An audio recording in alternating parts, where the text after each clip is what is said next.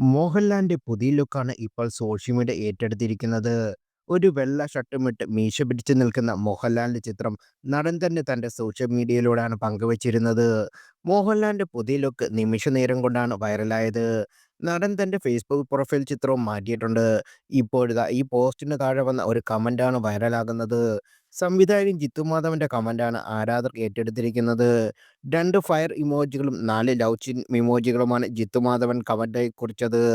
നേരത്തെ മോഹൻലാലിന്റെ മീശ പിരിയാനാൻ ലുക്കാണ് പിന്നാലെ ആവേശം മോഡൽ ഒരു പടത്തിനായി മോഹൻലാലും ജിത്തു മാധവനും ഒന്നിക്കുന്നുവെന്ന് ആരാധകർ ആവശ്യം പ്രകടിപ്പിച്ചിരുന്നു. ജിത്തു മാധവനും മോഹൻലാലും ഒരു സിനിമയ്ക്കായി ഒന്നിക്കാൻ പദ്ധതിയിട്ടിരുന്നു. എന്നാൽ തുടർന്ന് ആ ചിത്രം ഡ്രോപ്പ് ആവുകയായിരുന്നു.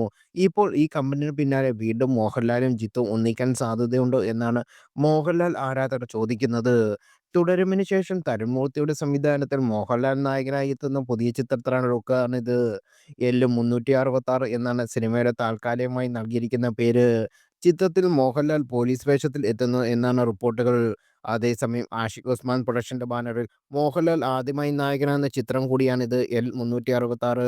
നേരത്തെ ഓസ്റ്റിൻ ഡാൻ തോമസിന്റെ സംവിധാനത്തിൽ രതീഷ് ഷെവിയുടെ തിരക്കഥയിൽ എൽ 365 അനൗൺസ്മെന്റ് ചെയ്തിരുന്നു.